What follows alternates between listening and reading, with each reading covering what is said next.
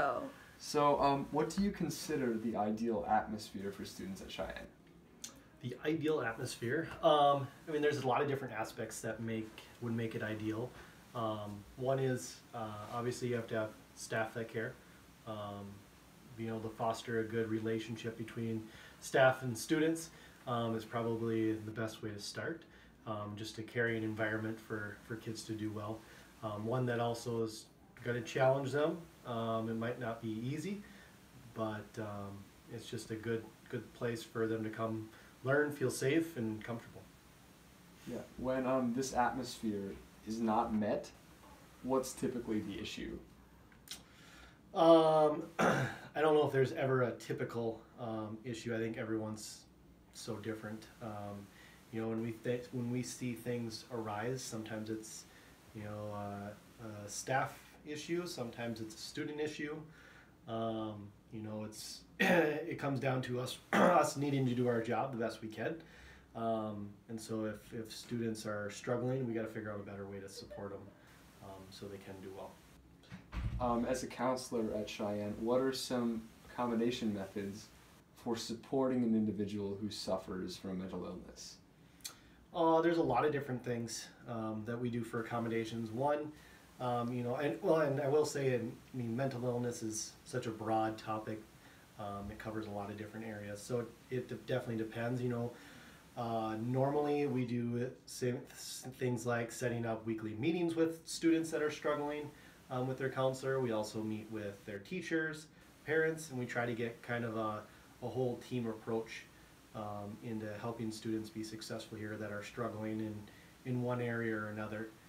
You know, we can do like small groups or small rooms for testing, maybe do extended time if they're gone for an extended period or something like that. So those are kind of some basic accommodations we do at Cheyenne. So you talked about meeting with students. Could you explain how you address specific issues, like explain the communication process between students and maybe parents too? Normally, either we get a call from a parent or we hear something from a teacher to meet with the student, and then we just kind of talk with them individually, one-on-one, and then we kind of make calls home and kind of set up an opportunity for us to kind of get together and sit down and talk. So it kind of just depends. Does that answer the question? Yeah. Okay. Was there any new shift or approach to dealing with mental illness after the death of Justin O'Lean? I would say it definitely became a little bit more focused, and also I think people realize that it is something that affects our students here. You know, I think we oftentimes were trying to tell ourselves that it's not something that our students really struggle with. You know, Cheyenne's in a wonderful neighborhood with some awesome opportunities, and we wanted to say, you know, it wasn't our kids. And when something like that happens, it makes it quite obvious that everyone struggles with it. Doesn't matter where you're from, it's going to be in your school. So you've heard of a 504 document, correct? Mm-hmm. So how does the school treat these documents and recognize them? So 504s allow for students that have a disability. Basically, it allows us to provide them accommodations through that form. What we often do is just do an evaluation just to see what they qualify for and what's a good avenue to help support them. And most of the time we do it kind of through MTSS and kind of go from there. What was the question exactly? I kind of went off track. So how does the school recognize these documents and address them exactly? So we send them out to all teachers and staff that deal with the student with that specific 504 document. And the nice thing is we can adjust it as we see fit. It's kind of a fluid document. So we take them very, very seriously. At the same time, we try to keep kids from just jumping on a 504 right away, just because there's a lot of other avenues to get that similar support.